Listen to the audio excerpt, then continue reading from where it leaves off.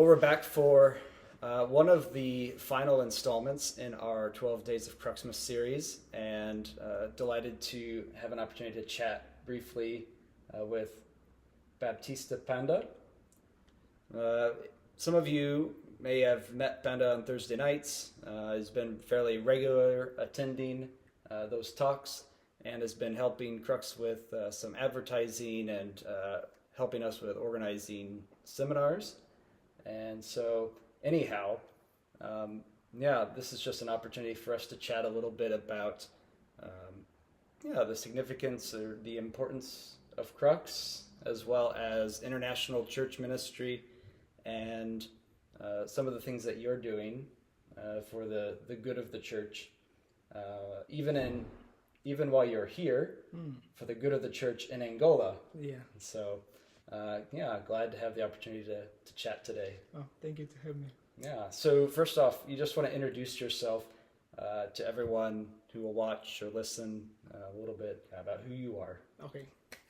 Well, as Pastor Ila said, first of all, thank you so much for having me here.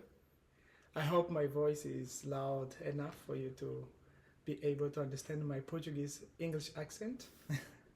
So my name is Baptista Panda. I come from Angola, and I'm here in South Africa, Stellenbosch, properly doing my studying. Almost finished my master's study in theology, and my field is systematic theology. And beside that, I am honored to be part of SIF, and there giving my life to develop the community also, and also have this opportunity to learn a lot about ministry and life per se. So this is what I can say about myself. Yeah.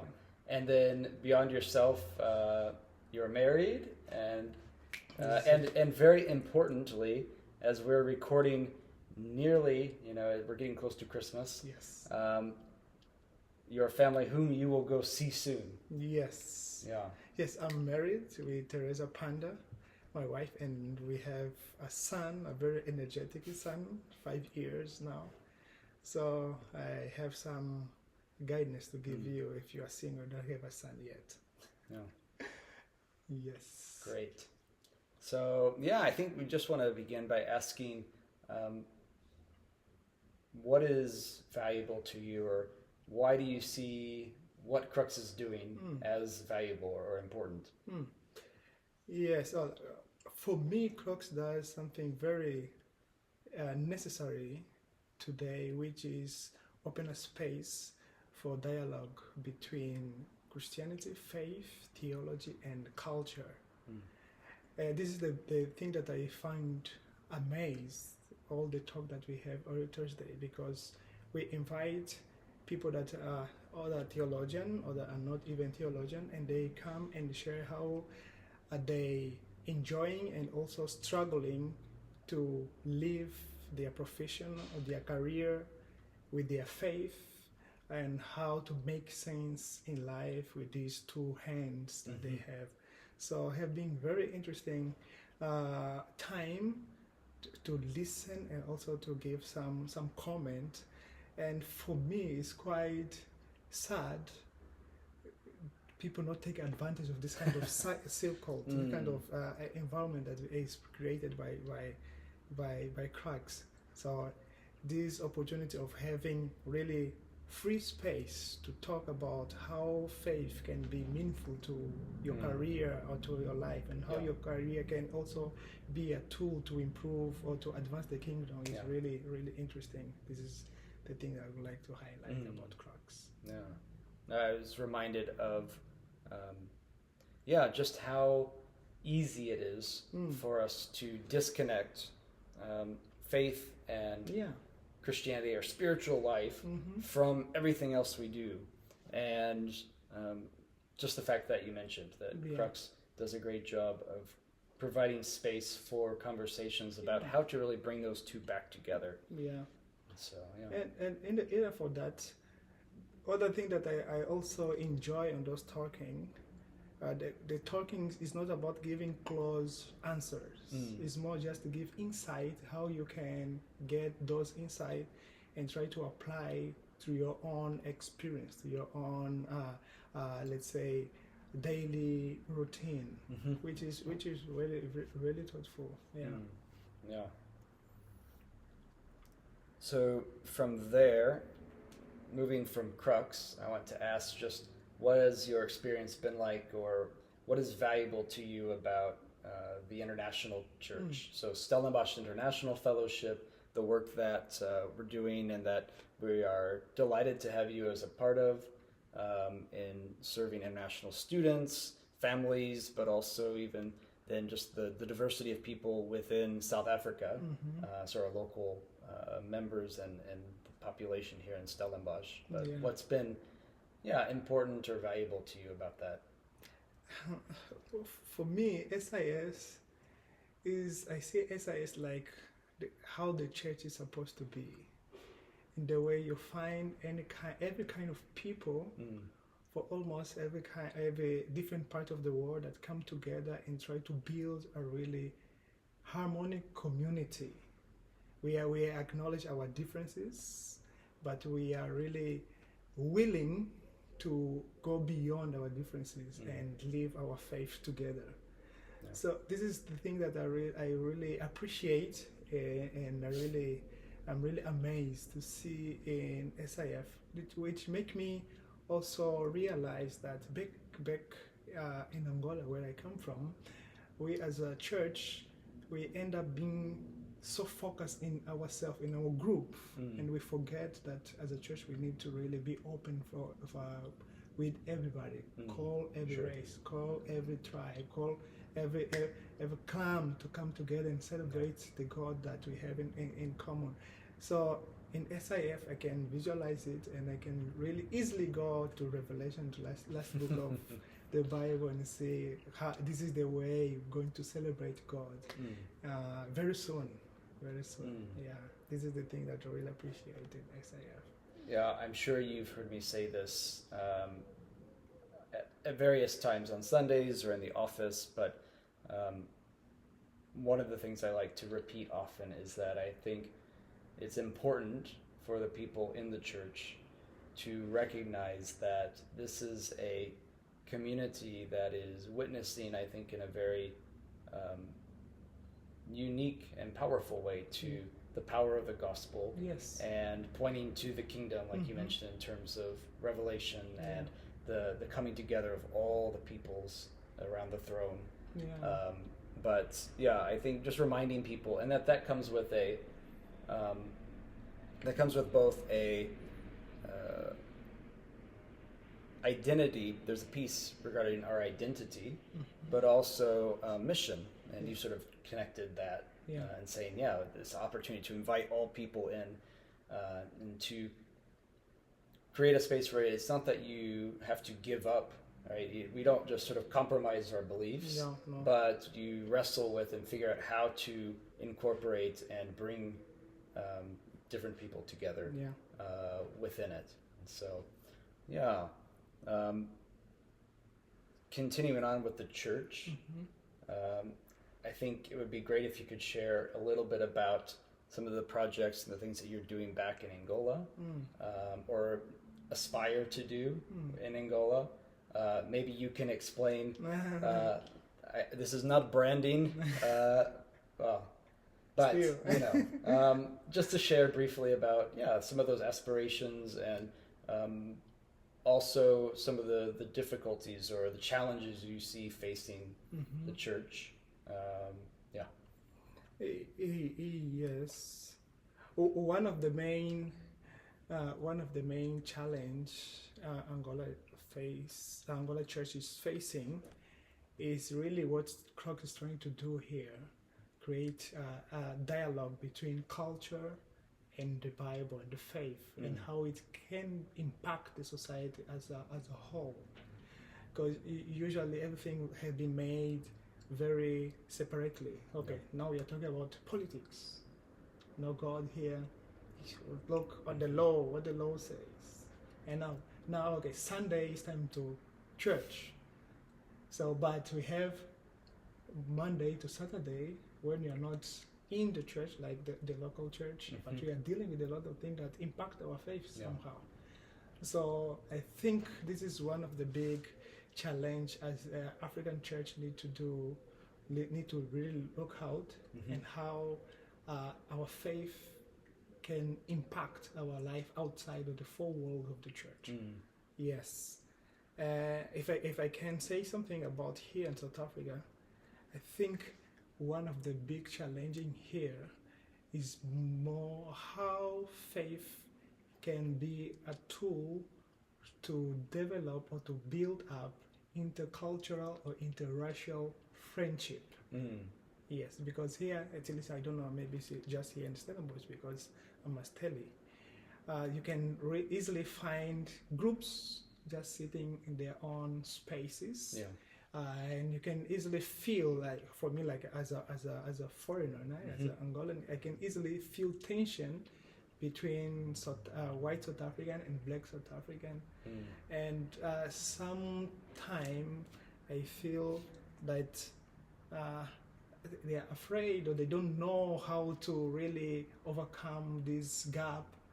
And I think the church have a really relevant, important role to play to bring together the real reconciliation that this country needs, and we are all be glad for that. Yeah.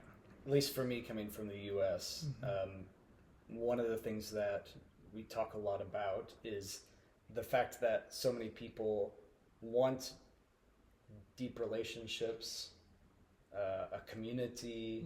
They want, ways to relate to and engage with people across various sort of differences and boundaries, and yet so much of the culture, so much of their experience, and sort of the way in which their lives have taken shape has actually led them into all of their little silos, right? And kept people divided from one another. And it sounds like, even just from your experience, you see that sense of within this context of people saying, yes, we've had reconciliation, and we're a multicultural sort of people, and yet so often people still remain within their silos and fail to cross over those cultural, racial, I would add, sort of national boundaries, right? Because I know from our experience in the international church how easy it is for people from other countries coming here to go, we must just find our group, right? So it's not just a South African thing, but for all people there's this, I think, a natural tendency towards that. But the gospel sort of challenges us to say, how do I, bring down those explicit or implicit dividing walls, and how do we cross those boundaries and learn from and build those relationships you mentioned? And one thing that I also notice being between both groups is that people are really willing to have this kind of friendship. I can easily feel it because I have been there.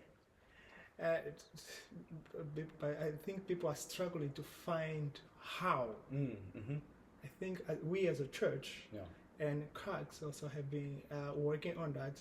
We can really provide some kind of insights or tools or space for make it much easier. Okay. And so tell me a little bit about, or tell everyone a little bit about your sort of hopes for, so you are finishing your master's, you, God willing, plan to do your PhD, and the hope is to have an impact in ministry here, but ultimately to have a greater impact back in Angola. What are some of the things you're hoping to see happen back in Angola? One of my dream is to contribute to build it's not only Christian leaders but strong leaders, people that can really think about building the community, not just taking everything in their own pocket. Sure.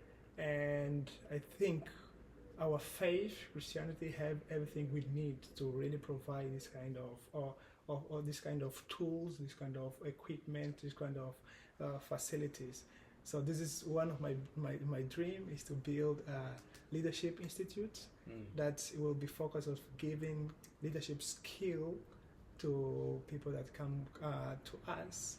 Then from different area, it will not be just focused on one area, but we are going to try to provide some insight on how you can use your own career and leadership skill to give back to the community. Yeah, this is one of my dream, and that's why I'm here in South Africa advancing my studies to not just speak by speaking, but speak with really understanding. And so what are you doing currently Yeah. that contributes, I mean, even in small ways, to this? I know you are involved with things online and sort of staying connected with Angola, but what are you doing at the moment? Oh, yes. Yeah, while I'm here in South Africa, I also found a way to start doing it already. So I start this movement, this project called Visio Dei, which is a Latin word or phrase, 2 words, which means God visions. The idea is to reflect on everything, but giving God's perspective or biblical perspective. Yeah. So we talk about politics, we talk about culture, we talk about marriage, we talk about almost every kind of subject that is part of our society in Angola or in African Portuguese-speaking countries, and we try to give what the God have to say about this topic. So we have our YouTube channel, which is Visio Dei TV. So you have organizing different kind of podcasts focus on one topic, and we try to continue to develop, going deeper as God's allow us to do. This is what I have been doing from here to Angola, and also some other African country, and Brazil also, and Portugal. They are also. If you speak Portuguese, you can listen and you can check out and even if you want practicing your Portuguese. So you want to encourage people to learn Portuguese. Yeah, of course. So, well, Panda, is there anything else you'd like to share just about KRUX or church, your experience here? First thing, I would like to encourage you to support KRUX ministry. Is look like a small thing maybe for you that have been here for long, but for me that I just get into contact this year, I can really see the impact of that in my life and other people like that is part of the KRUX. So I encourage you to keep supporting KRUX. You can be praying for KRUX. If you can give something to KRUX, feel really encouraged to do that. You will not regret. This is really do something to advance of the kingdom. And keep follow us. Come to our meetings, follow our events, our seminars, very interesting seminars that have been organized by KRUX. So come, you're most welcome to be part of us also. No, and I think looking ahead to next year, very excited about some of the things that are already beginning to take shape, and we'll have more information coming. But looking forward to what 2026 has in store and how God's going to work. Yes. So, well, again, I appreciate the time. Thank you so much. Yeah, I hope that there's some encouraging things and some things for people to think about. And we'll be back for, I think, once this is posted, one final conversation or video. So I hope these have been an encouragement and a help in this season. And until next time.